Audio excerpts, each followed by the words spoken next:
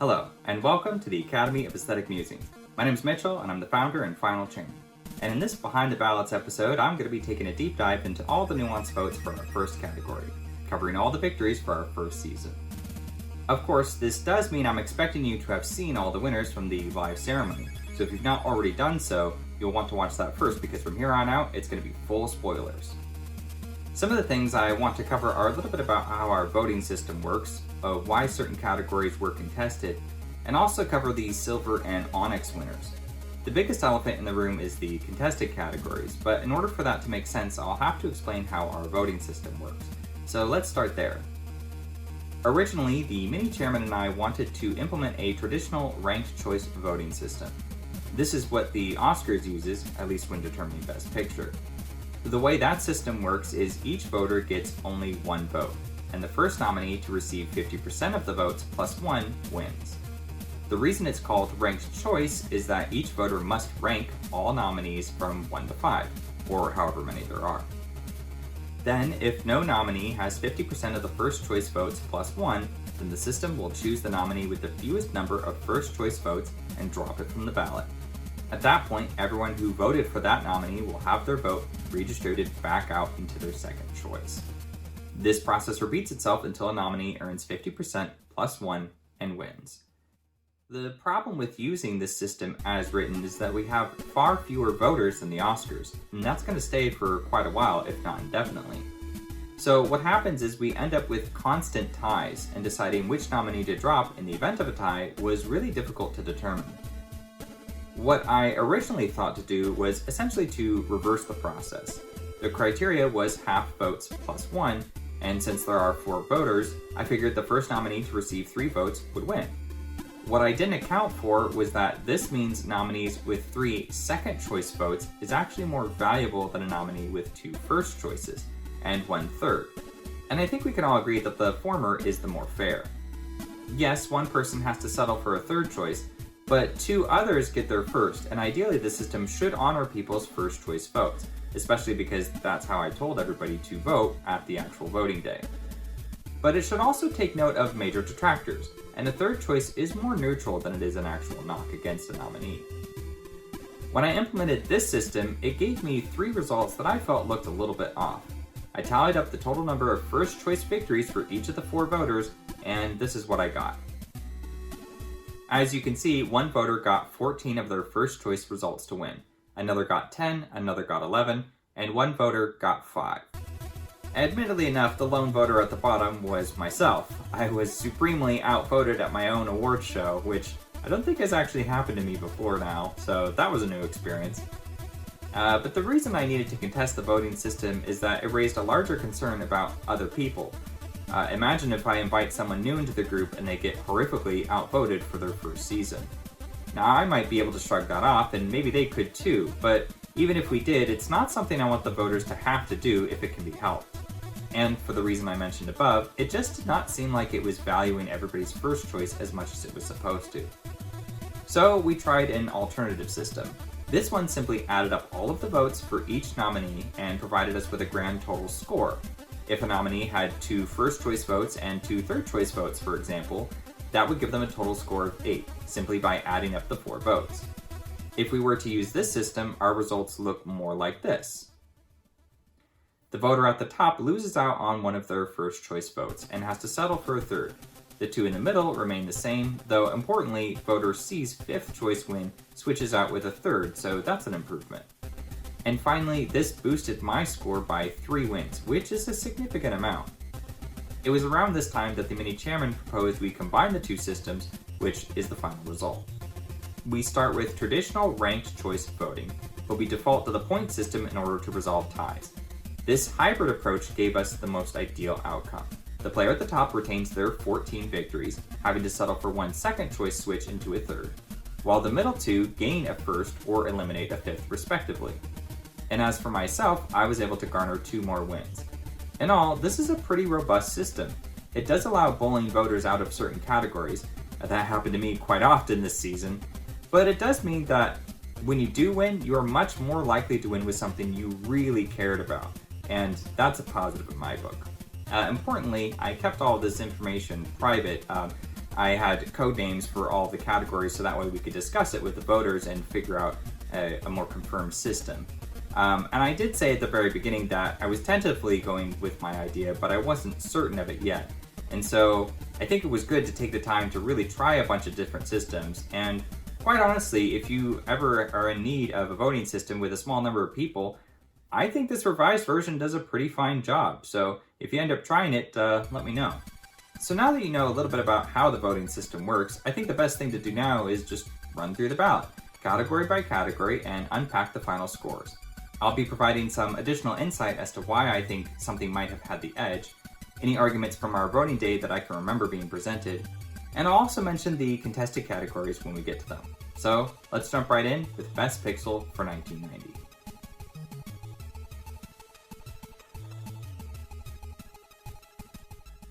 Starting with Best Pixel for 1990, we have Loom, taking our first ever Best Pixel winner with unanimous votes.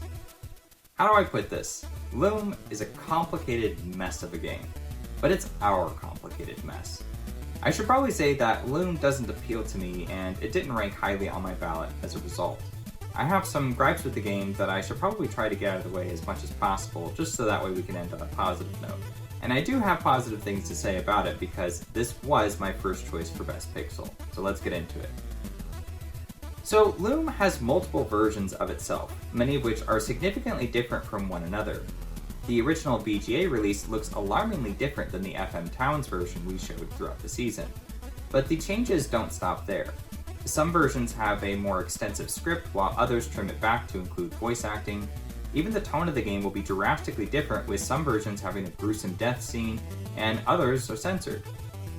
This puts the game in a very uncertain territory for me because it's difficult to determine which version I'm actually voting for.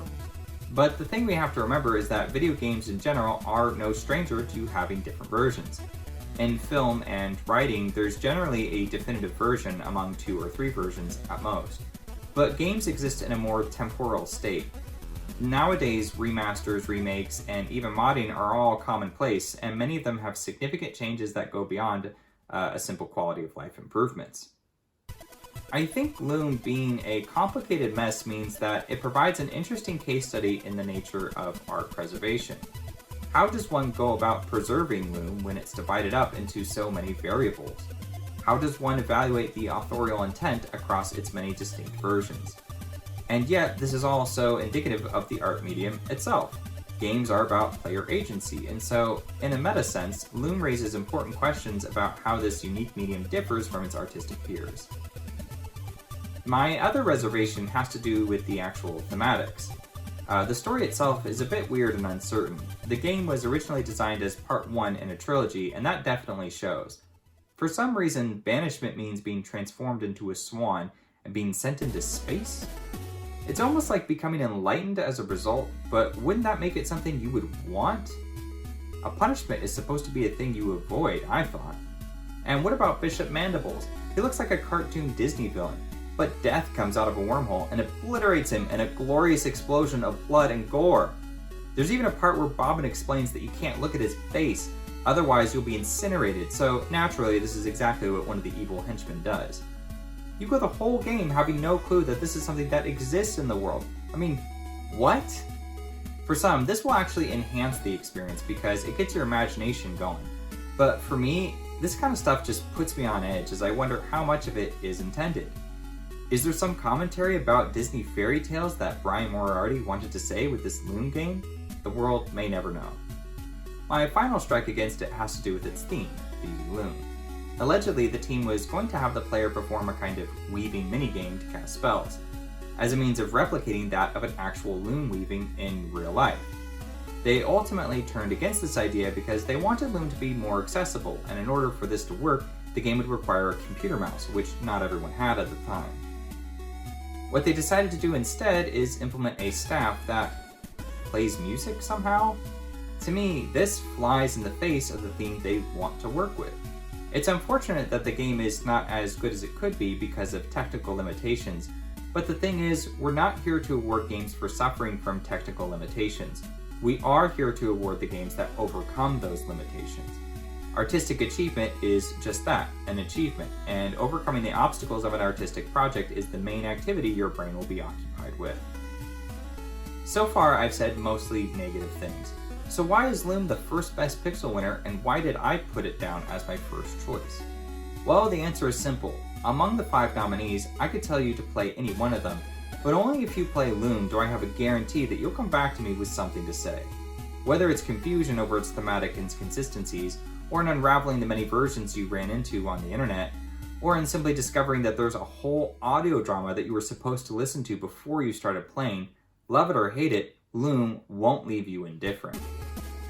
The Oscarina project is trying to highlight the games that we believe are truly artistic, and if Loom can prompt so much debate and discussion, even among us, it's a sign that there is something here worth reappraising, warts and all.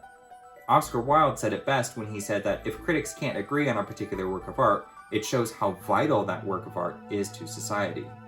The other thing I like about it though is that it's easy, and by that I mean any person can play Loom from start to finish without needing much assistance, and complete it within a few hours. I like to imagine someone who knows nothing about video games. If they were to look up the Oscarinas as an authority on what are the best games they should play, I think Loom is a great starting place. The interface is extremely intuitive and very innovative for its time. It cut away all that text that point-and-click adventure games were plagued with at the time, completely eliminating the possibility of dying, and all of this makes it something you can play no matter who you are and how much or how little you know of games.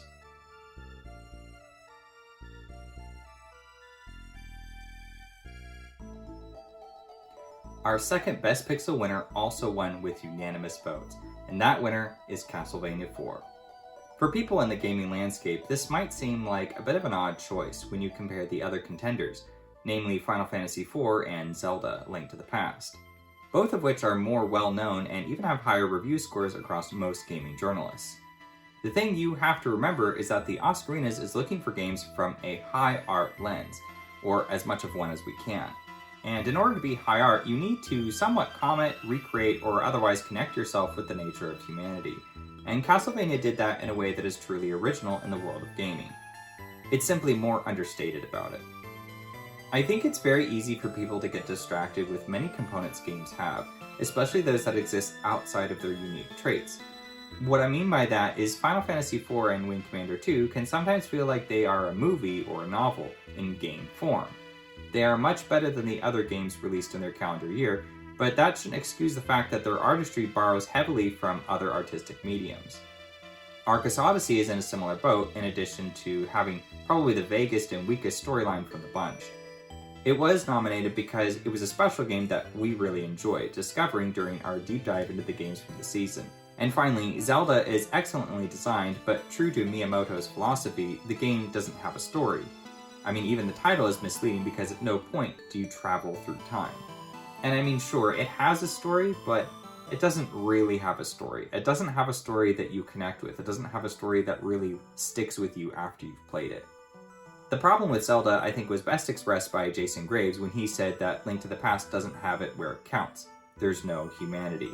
You run around and save some princesses before you save the world. And that's not a meaningful message to leave a player with. But don't get me wrong, A Link to the Past is an important game, and it's an absolute masterclass in both gameplay and level design. Anyone who dreams of making games owes it to themselves to play it. But if I had to pick one game that absolutely everyone must play at least once in their life, that would be Castlevania 4. The entire game takes you through the many twists and turns of a hero's journey, all wrapped up in gothic haunted house aesthetics. From the moment you fire up the game, its commitment to gameplay, atmosphere, and mood becomes ever present. You aren't even forced to read the prologue text. In fact, there's no text at all after that point. No complicated plot, nothing that is not there, and the nothing that is, which is that which elevates the experience of the player. Even though it was not made by Hitoshi Akamatsu, the original creator who I inducted into our Hall of Fame this year, it pays loving tribute to his work by reconceptualizing everything the old games did. In an interview, Akamatsu expressed his interest in film and talks about the visual frame he worked to create in his game. The music similarly was meant to draw our attention into more classical pieces, but instead of copy and pasting concepts from other mediums entirely, They simply became a guiding philosophy that paints the portrait of Transylvania with vigorous passion. This is a mature way to harness the strengths of other art pieces. Just as a film understands it can't simply throw up some text on the screen without breaking an unspoken code of film artistry, so Castlevania understands it cannot remove control away from the player, and it cannot stop the game in its tracks to force you to appreciate its lovingly crafted backdrops. It has to trust that you'll experience them for yourself just by observing.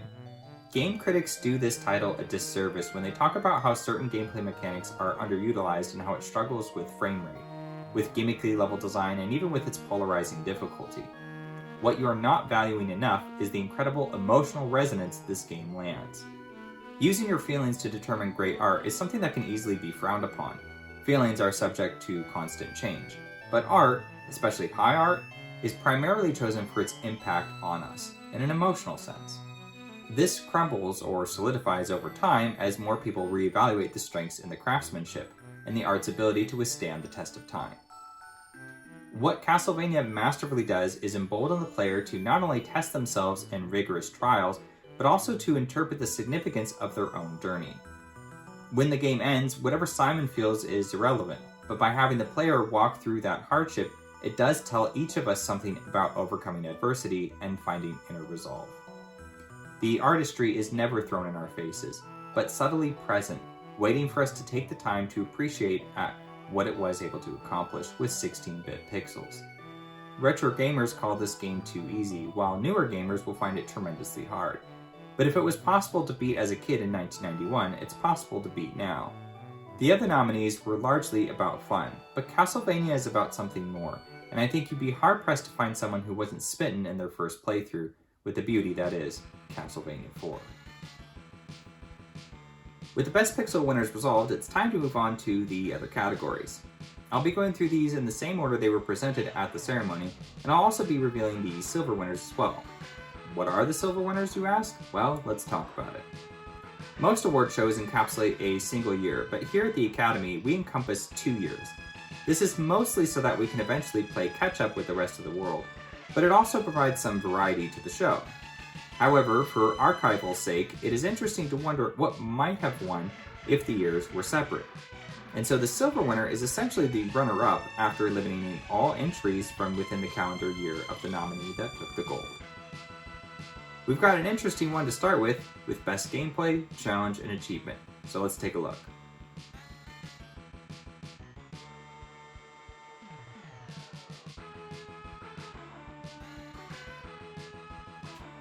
The gold winner here is for Castlevania 4, with 2 first choice votes and 2 third choice votes, for a total score of 8 points.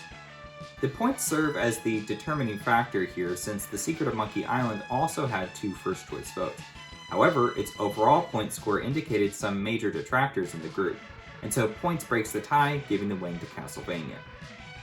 I know some people would much prefer Super C or UN Squadron for their more tightly designed gameplay, but the fact that no one can seem to agree how easy or difficult Castlevania 4 is, it goes a long way to suggest how balanced it actually is. Sure, among retro gamers, Super C and UN Squadron will be more appealing, and indeed I think either of those would have made for a suitable choice. But if we're talking all people and not just sweaty gamers, Castlevania provides a gameplay style everyone is able to experience, the cathartic impact in its satisfying conclusion. One of my main points was that Castlevania 4 was the most satisfying in the end, and I think that's important.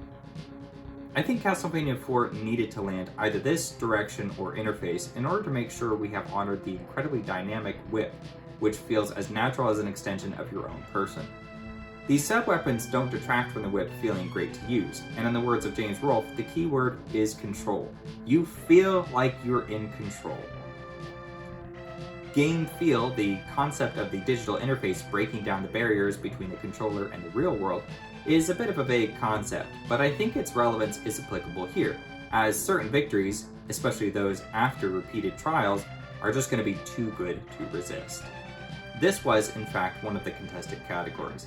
And since Castlevania and Monkey Island were tied, I tallied up the second choice votes and originally thought Super C had taken the gold win. The disregard of first choice votes, however, shouldn't be a thing, as that merely boils our votes down to the most neutral choice.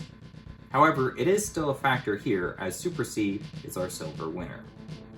Since Castlevania IV took the gold, it and all the other nominees from 1991 are dropped from the ballot, which included Final Fantasy IV and UN Squadron.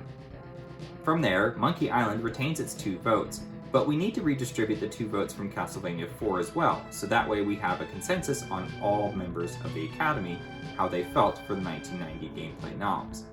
In this case, both voters went to Super C for their second choice. This leaves 2 nominees with 2 votes apiece, and so we must resort to the point system to break the tie. It might seem like the 2 Monkey Island voters got the shaft this category, and to some extent they did. But this happens mostly because the other 2 voters, myself and one other, were major detractors on Monkey Island.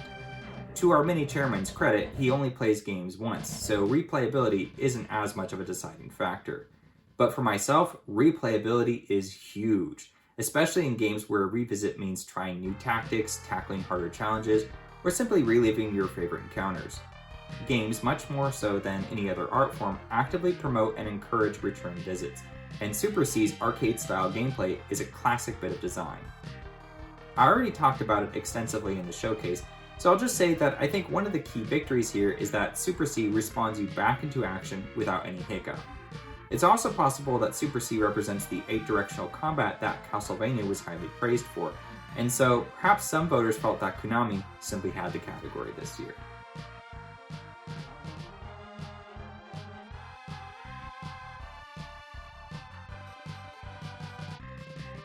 Moving on to Best Gameplay, Discovery, and Expression, the winner is Zelda: A Link to the Past, with a similar point score as our other gameplay category with a 1-1-2-4.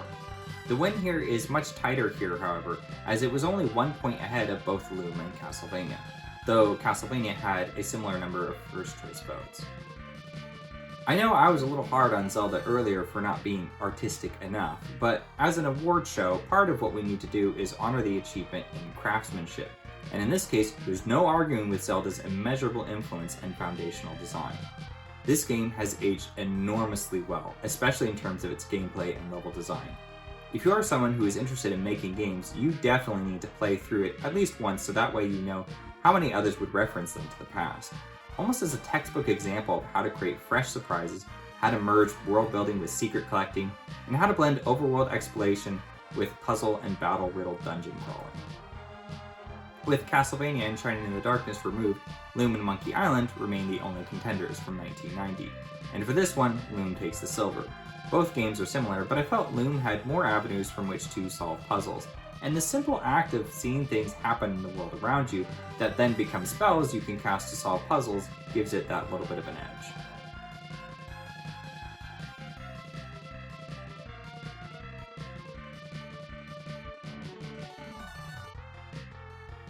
Next up, Loom wins Best Interface with a 1-1-2-3 for a total of 7.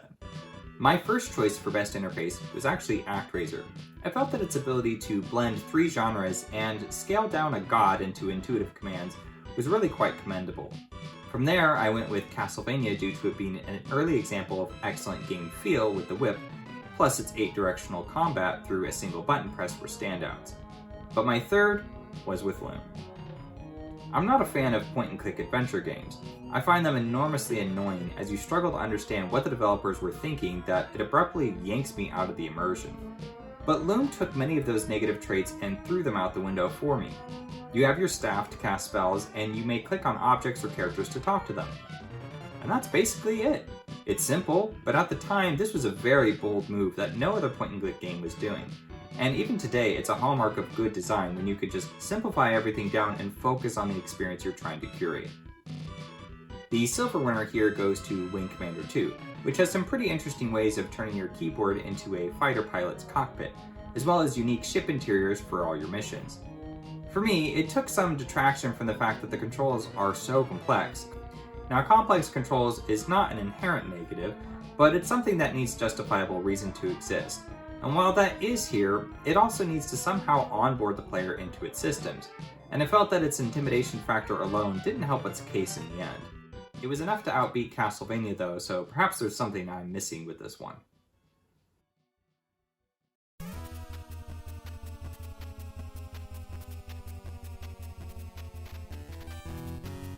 Our next category for Best Visual Immersion goes to Castlevania IV with another unanimous vote. Even though it didn't win art direction, none of us were prepared to deny Castlevania the richness in its highly immersive world. Castlevania managed to do this even though it had a knock against it given its frame rate issues. But this is why the category is named immersion instead of engineering, because ultimately we are more interested in seeing what sort of creativity can arise as a result of software performance. Some of the creative design choices were the spinning cogs in the clock tower. Some you can stand on, some that spin you around, others come flying at you, and still more can be seen through the windows in the castle. There's basically no end to the amount of visual elements that work tirelessly to bring the world to life in a way that other games simply won't be able to do. Something like Zelda can have enemies pop in a simple animation, but Castlevania has to have them explode in flaming pieces. And this is not even accounting for the gimmicky stages that warp Simon's sense of reality in order to excite and enthrall the player. The silver winner goes to F-Zero by a decent margin. F-Zero wasn't able to win on account of it being essentially one note, but it is a solid choice for those who want an experience that plays like a dream.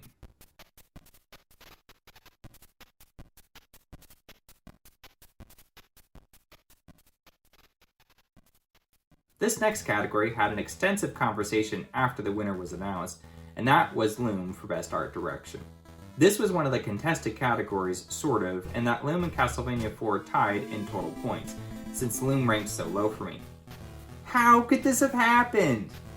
To recap our conversation, Loom's appeal is strong because it's not a style we will see much of for a long while, and remains fresh in the eyes of the voters.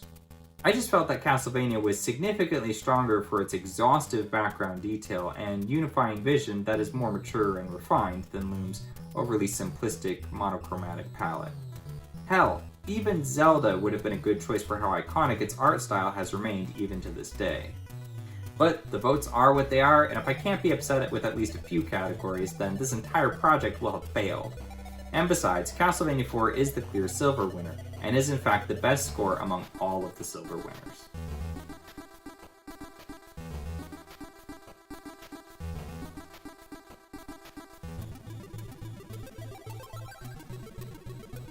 Moving into our theatrical categories, Best Female Character went to Lady Signa from Loom. Signa was helped enormously by the audio drama, which was included with copies of the original game. There was some debate over whether or not the audio drama counts, and ultimately we decided that it should, since it was meant to be included into the storage disc of the game, if the technology had allowed. My first choice was Jeanette, or Angel, from Wing Commander 2, who would go on to take the silver. Video game stories, video game characters, video game women in particular don't have the greatest track record, and that's putting it mildly. So for my pick, Jeanette carries quite a bit of weight by simply being a mature adult who is executed with genuine respect and sincerity. Wing Commander 2 was guaranteed a silver, but Jeanette pulls ahead of Mariko for the simple reason that she was put in as my first choice. Even though the two have equal votes after we redistribute them, and even after their points are tied up, there is one final check I can make just to see if it's possible to break the tie, and that's to go back to the original value of each vote, and there we find our first choice for Angel.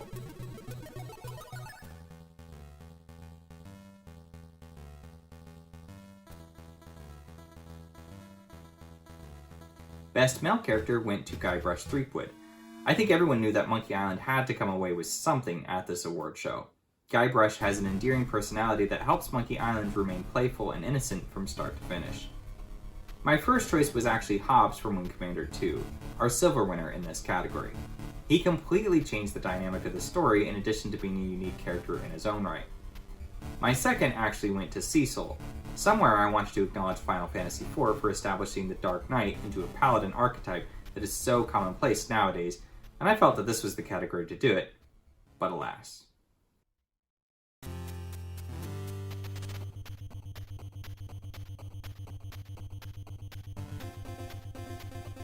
Best Narrative Composition goes to Loom.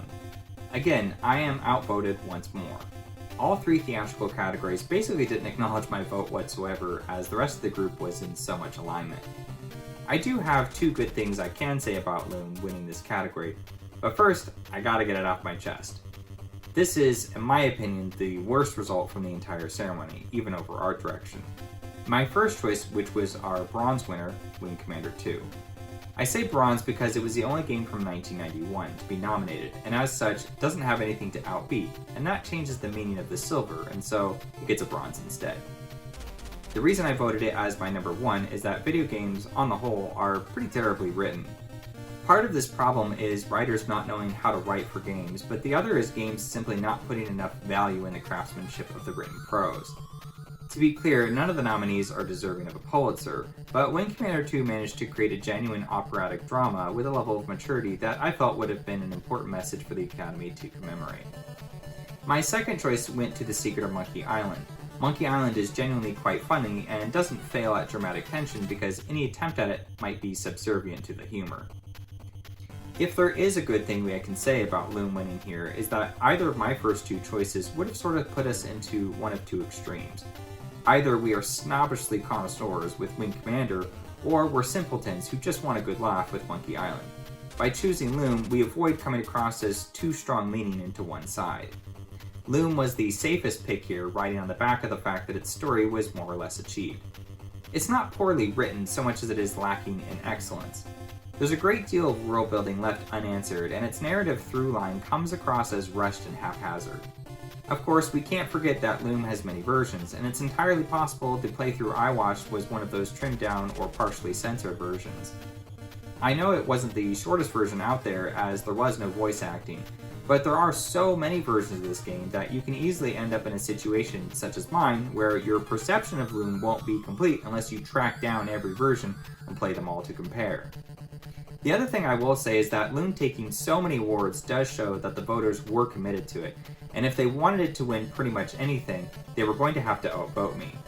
And I would much rather Loom win more than it deserves than less.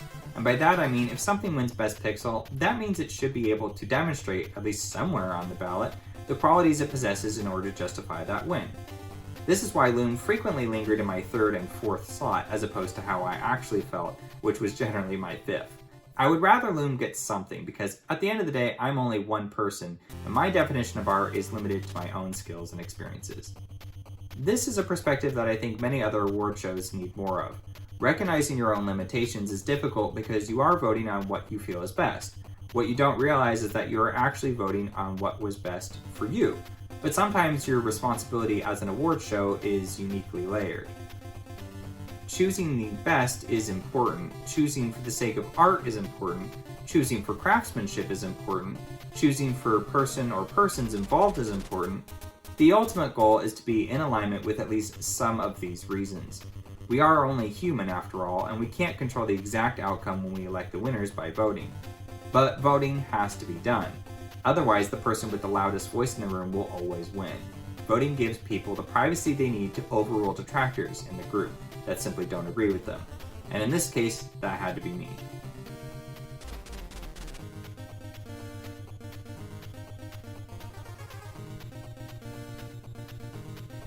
The winner for Best Sound Atmosphere went to Castlevania 4 in our final unanimous vote. Don't have a whole lot to say about this one. Predictable, perhaps. Deserved, most definitely. The bronze winner went to Metal Gear 2 Solid Snake.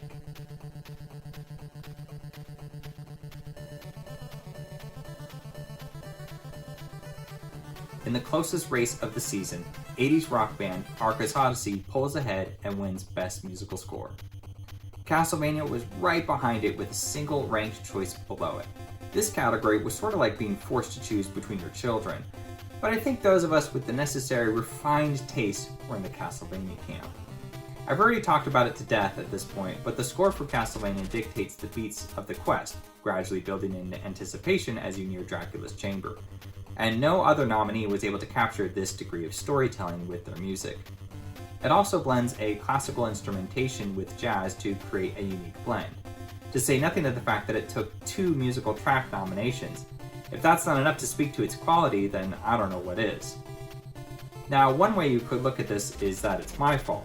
My first choice was Castlevania, my second was Metal Gear 2 Solid Snake, which is the best 8-bit score ever written, and it's not up for debate. Not only is it able to capture a wide range of emotional angles, from espionage to romance to action, but the mere fact that it circumvented the tremendous hurdle of having inferior tech merely speaks to its strength. But at this point, I couldn't hold back from voting for Arcus Odyssey any longer. The Sega Genesis had a metallic quality to its audio chip, which often gave Genesis games a twangy, high-pitched screech that was difficult to harness effectively. What we have here is a master at their craft, turning the screech into a fully realized rock opera, the likes of which this game didn't need or perhaps even deserve. There is more than double the amount of music you would need to carry a game of this scope, but the score goes so far above and beyond that it had to come in at number 3 for me. F-Zero, our silver winner in this category, held its own decently well, and the argument I pitched before about its ability to maintain player momentum and the originality in the sci-fi premise to demand a unique composition all remain true. I don't have any knock against it, but I did feel that if Castlevania couldn't win, I would rather it go to a game that is less well known for its music, and Arcus Odyssey definitely fits that criteria. If you've not yet listened to the score for Arcus Odyssey, or you need more of a sampling than what was provided across the season, then you owe it to yourself to give it a full listen. It's absolutely banger, and if Castlevania has to lose, at least it lost to a worthy opponent.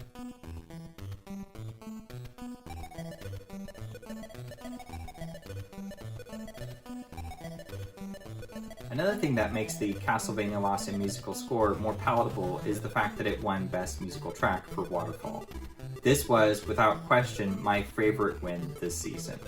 It also happens to be our final contested category. With my hodgepodge system, the win was going to Power of the Gods from Zelda because it took 3 votes before anyone else. This essentially was a similar situation as Best Gameplay Challenge and Achievement, where Super C was pulling ahead simply by forcing the voters to rank everything. While yes, I did put Power of the Gods down as my second, I clearly had more support for Waterfall when you examine its overall score and the fact that it has 2 first choice votes. The reason it wins by a hair is that Prelude and Power of the Gods had 1 vote from 1 round, and they also had the same amount of points, and so both nominees were dropped from the ballot simultaneously, and the remaining victor is for Waterfall. When I voted this season, I filled out the ballot 3 times. First, I would go through it and pick the nominee that I felt was the best candidate, the one that most accurately represented the criteria of the category, and that was the most artistic. Then I would go through the ballot again, and this time choosing my personal favorites just to ensure I have not abandoned my own individuality. And finally, I would go through it a 3rd time, selecting the nominee I felt the Oscarinas should support as an entity. In doing this, I generally had 2 or 3 of my hats in the same camp, which would then become my first choice, and then the 3rd hat would determine my second. In this case, all 3 were divided. Power of the Gods was my personal favorite, while Prelude was the one I felt we were in some sense obligated to go with. Both are beautiful pieces of music. One closes the game out with a powerful John Williams-esque theme, and the other is so synonymous with the Final Fantasy series it extends to gaming history. You could even argue that Red Sun from Metal Gear and Simon's theme from Castlevania are more fully realized pieces of music that encapsulate a broader range of musical design. That said, Waterfall was the nominee I felt deserved it the most. The category description suggests the importance the song stands on its own merits, more so than how it accentuates the game itself. Waterfall arguably does this the least. However, the category description also states that the nominee should speak well of the themes and interpretations of the game when experienced away from it. When I first played Castlevania 4, I didn't know much about it or the series in general, and when this song came on, it completely changed my entire view of the game. It enabled me to see how the waterfall scene is emblematic of the dark night of the soul. Simon goes through a death and rebirth of sorts, his sins cleansed in water, in true hero's journey fashion. I think for some, this interpretation feels a bit like projecting, but remember, as a game, the way you communicate meaning is significantly more subtle. You can't stop the game in its tracks and have Simon give some monologue or play a cinematic cutscene like a movie, and expect to be treated as the artistic medium that video games are. The fact that the interpretation is reserved for the environment you traverse, its green, earthy color palette mixed with your lateral climb from the depths below, culminate in one of the most powerful moments in video games of this era. To be honest, I almost put forth Submerged City as my contender from Castlevania just for how dynamic of a composition it is. But I changed my mind at the last moment. I felt that Waterfall wouldn't stand a chance because it's shorter and doesn't develop as much as Prelude and Simon's theme. I also felt that it being near the early to mid portion of the game's runtime would count against it, whereas Zelda and Metal Gear captured the end. Red Sun was the bronze winner here, and I think being at the end sort of demands the player listen to the piece, and so that can give it more of an emphasis. Waterfall quite literally had to climb to the top. The fact that Waterfall did win, and had all of these reasons working against it, makes it perhaps the most artistic victory from the season.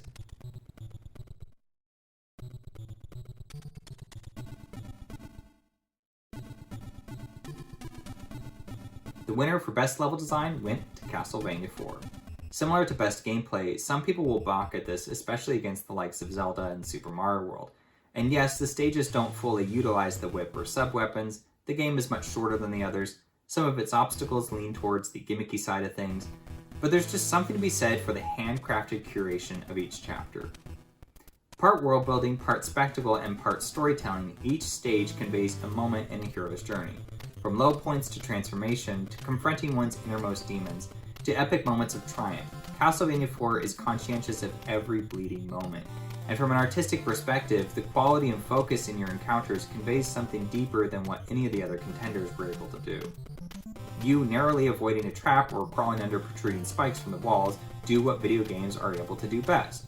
Instead of watching or reading it, you become the hero and have to tread the trials and threshold guardians yourself. And simple moments like this show just how diverse an adventure ought to be in a video game format. It had one of the better scores from the season, with 2 first choice votes and 2 second. Believe it or not, I was one of those seconds. My first choice went to Super Mario World, which ended up becoming the silver winner. Mario World lacks the thematic narrative underpinnings that ultimately pushed Castlevania over the edge, but this was one of those Oscarina picks where I felt some obligatory acknowledgement was due. The fact that we have not one, but 2 Mario Maker games, as well as a thriving community of hacking, some of whom actually have a yearly competition for the best levels, should really hammer home the beautiful design of Super Mario World. It was a rare instance when quantity does outweigh quality to some extent, because the quantity is just so vast. That said, level design going to Castlevania on artistic grounds is hard to say no to.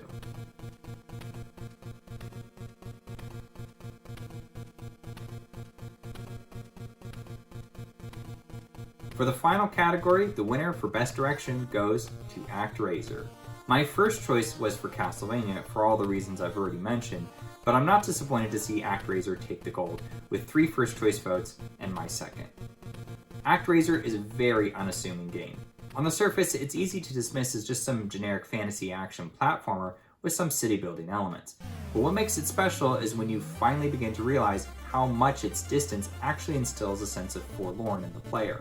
You play as God and go around doing odd jobs for your population. You hear the woes of your people and address them, periodically kicking back and overseeing the world prosper and develop. Even when you take human form, it's not human exactly, but rather the form of statue. The statue itself feels exactly as you might expect, rigid, deliberate, and virtually indestructible. Capturing the sensation of a melancholic god is basically unheard of in any art form. I can't think of a single piece of art that actually manages to make you feel like you are God, with power but perpetual distance. The beauty in ActRaiser is the premise and amount of restraint used to convey this, making the player almost resistant to it. It's a game that doesn't make you feel engaged, and that's interesting because it makes you wonder what an actual god would feel. Since we are all human, or so far as we know, we can't even comprehend what it would be like to have so much power and influence, and yet be so far removed from things. And in that sense, you can come away from it with a newfound appreciation for the human experience. All the things you don't get to feel when you have the responsibility of godhood on your shoulders remind you of what you do get to experience in real life. I've always liked ActRaiser, but it's been such a struggle to understand its theses. But I think given the extensive commentary Tyler and I provided for the ceremony, and in reflecting on it more, I feel like I inch ever so closer to what I might actually feel like to be a god. Even though Castlevania has a first choice vote and Final Fantasy IV has a 5th, after we dropped the votes for ActRaiser, all of them switched to Final Fantasy IV, making it our silver winner this year.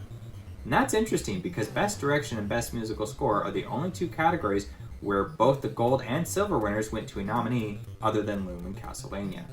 Final Fantasy IV was my 5th choice here, but not for anything against the game itself. I more felt that Final Fantasy will have its time to shine at some point, so I was hoping for the chance to highlight the kind of subtle, nuanced direction we saw in Castlevania. But alas, another season perhaps. Final Fantasy IV is commendable in that it invented the paladin archetype I mentioned before. It also has an interesting relationship of story to gameplay. Characters come in and out of your party in accordance with their individual life paths. One of them even levels backwards because of his age. These are interesting concepts, and the other voters did a much better job explaining these details in the showcase video, but for me, the storyline is too all over the map. Direction isn't exclusively about story, but it is concerned with the relationship of story and gameplay. And while Final Fantasy IV made some daring moves for the time, I felt that the other nominees just had more to offer.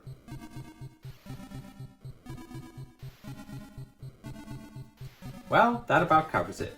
But before I go, I'd like to share some highlights for our records, some of which will be a recap and some of which are things you might not have noticed. But first, a word from our sponsors.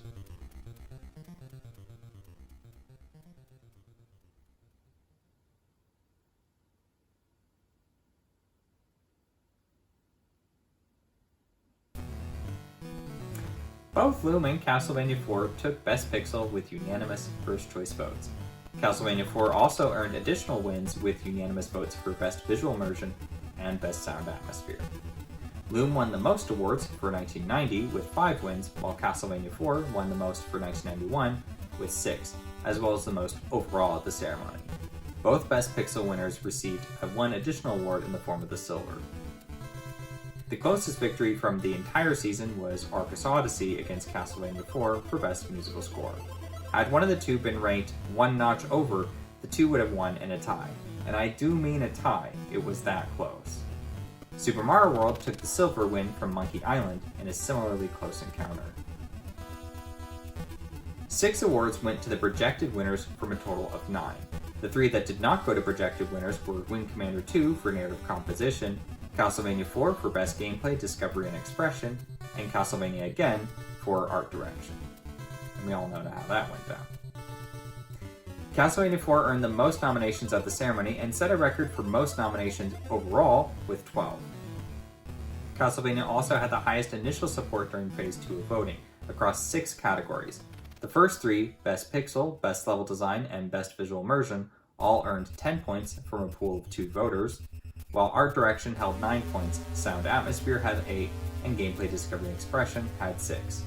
I say a pool of 2 voters, and that's mostly true, but we did have our other 2 voters come in and review the ballot and give in some input before we finalized it.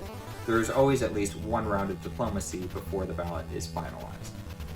Loom and Wing Commander 2 held 4 nominations each in all 3 theatrical categories. Metal Gear 2 and Castlevania 4 had nominations in all 3 auditory categories, and Loom and Castlevania were nominated in all 3 visual categories. Finally, Castlevania 4 was the only game to receive nominations in all 4 conceptual categories. Loom and Wing Commander 2 both earned 2 nominations for Best Female Character, while Castlevania 4 took 2 nominations for Best Musical Track, leaving Best Male Character the only eligible category to not have the same game compete against itself. Metal Gear 2 Solid Snake was the only 8-bit as well as the only MSX nominee for Best Pixel. It garnered 9 nominations, making it the 3rd highest, and was the only game from 1990 to be nominated for Best Musical Track and Best Sound Atmosphere. It would go on to win both with the bronze. Arcus Odyssey was the only multiplayer as well as the only Sega Genesis nominee for Best Pixel. 3 of the 5 games not nominated for Best Pixel had co-op play: Legend of the Mystical Ninja, Super C, and Super Mario World. Super C and UN Squadron outbeat many Best Pixel contenders for Best Gameplay, Challenge, and Achievement, and was the category with the most nominees without a Best Pixel nod, the former of which was the silver winner. Japanese developer Konami earned the most nominations at the ceremony, with a combined total of 24 nominations split among Castlevania 4 with 12, Metal Gear 2 Solid Snake with 9, Legend of the Mystical Ninja with 2, and Super C with 1. It also had the most games represented with a total of 4, followed by Nintendo with 3, Zelda, A Link to the Past, F-Zero, and Super Mario World, and Lucasfilm Games with 2, Loom and The Secret of Monkey Island. 2023 saw some noteworthy revisits of games on the ballot. Metal Gear 2 Solid Snake becomes more widely accessible with a new port on modern hardware, retro Final Fantasy titles released with a perfect pixel remaster, F-Zero 99 launches revitalized in a classic. One of the key contributors to The Secret of Monkey Island, Tim Schafer, was honored at the DICE Awards. Finally, we have to talk about the Onyx winner. I mentioned this at the ceremony, but I didn't explain what you actually have to do in order to earn the Onyx or why it exists. Something you might have noticed about our system is that because it encompasses 2 years, and the nominees may be a selection of games from either year, the silver has to come into play in order to give everyone an idea of what might have won had we simply done a solitary year like most other award shows. But the one category this does not apply to is for Best Pixel. This exception exists because I felt that people would want to see the 5 nominees and the single winner from each year without having to dig deep into our records for it. We could combine the two into a single category with 10 nominees, like how the Oscars does it nowadays, and who knows, we might still do that, but the fact that it was set up this way prompted me to create the Onyx Award. At some point, you might wonder which game would have reigned supreme if the two went head-to-head in the same category. Since the votes are unanimous in this case, you could call it a tie, but the other way to look at it is to compare which of the two performed better overall at the ceremony, and the clear winner there is Castlevania 4. Importantly, the Onyx winner is not necessarily the game that wins Best Pixel, but rather the game with the best overall score from the season. Now, I want everyone to keep in mind that the criteria to determine this is subject to change. I only have this one season to work with, so it's not a tremendous amount of data to go off of. But what I can say is I essentially wanted to have some acknowledgement for noteworthy achievements. Some of these victories were more contested than others, and the idea of having the Onyx winner become a list of the most artistic games throughout the years is an interesting experiment. I say it's tentative because a lot of the criteria sort of developed as a result of how well Castlevania had performed, some of which might become easier or harder for future games to do. And we might even have other games illuminate other things that we could award in the future, we just don't know yet. Naturally, I'd prefer to keep things consistent, but I just wanted everyone to know I'm reserving the right to change it. For example, one of the criteria I'm currently using is giving a bonus point for every unanimous win a game manages to earn, since it suggests a stronger sense of support than another type of win. These perfect victories sound like a nice idea, but we have to remember that as the pool of voters won't always be consistent, some games will have a harder or easier time of achieving this than others. And so it's something we'll need to play by ear. It might be better to simply give the point for nominees that have the most first choice votes in a category, but that would help Loom's score, but as I said, it can't catch up to Castlevania at this point. The alternative system is to simply give the game 5 points for every first choice vote it earned, 4 for every second, and so on. Then add up all the points and divide by the number of voters. Let's assume for a moment that we're going with the point system. If we do, Castlevania 4 pulls ahead with a total of 47 points, with Loom behind at 35. We have to take the total score and divide by the number of voters, which means it's more accurate. But is it just me, or does this lack a little bit of flavor? If we were to go with one of my harebrained schemes instead, we would grant 1 point for each of the following achievements. 1 for each nomination received, 1 for each gold or silver victory, 1 point for every category in which you held the highest amount of support, the projected winner that is, and 1 point for every perfect win. This would put Castlevania 4 with a score of 28, and Loom coming in second at 17. Either interpretation is valid, one is more statistically precise and the other more thematic, so we will continue to have conversations about it as the seasons go on. And speaking of, this video marks the final entry for Season 1. Personally, I call this season a success, and I just want to send one final thank you to everyone who helped build this foundation. I hope you enjoyed hearing my extended thoughts and getting a little window into what happened in the background. The mini-chairman and I are already hard at work at playing games and gathering notes and footage for Season 2, which unsurprisingly will cover 1992 and 1993. There are some really classic games in the next 2 years, including Street Fighter II, Mega Man X, Dragon Quest V, Lightning Force, Quest for the Dark Star, Streets of Rage 2, Illusion of Gaia, TMNT 4, Turtles in Time, Ultima 7, The Black Gate, Sonic the Hedgehog 2, and Doom. Even at a glance, this is quite the lineup of classic games. This first season saw a mixture of conventional choices with Zelda and to some extent Castlevania, but there were also some surprises like Loom performing so well, Metal Gear 2 getting so many nominations, and ActRaiser showing up to snag one of our most artistic categories. I think it's fair to say we've taken the first few steps in reappraising games as art, and so for Season 2 it'll be interesting to see which games will make that cut. For example, even though Street Fighter II seems like an obvious choice, in looking over our ballot again, What is it an obvious choice for? Maybe gameplay? Music, perhaps? Could it land a character nomination? There is no denying that Street Fighter II is an absolute classic, but if it's not taking those art bells, then the award ceremony it's looking for is in another castle. But that's enough speculation from me. Again, thank you so much for watching the season. Consider supporting us on Patreon, unless of course the sponsors joke hasn't overstayed its welcome yet. Check out my other channel where I have rebranded myself to provide extensive commentaries on retro video games, including Castlevania, and perhaps something else we saw this season that might be in the works. And why not go out and revisit some of those retro games while you're at it? Many of them can be played easily on modern hardware, and now you know they are Oscarina approved. If you play or have played them yourself, let me know what you thought of our choices. Did everything you wanted to win? Was there a major snub we missed? Pray tell, and I'll see you next season.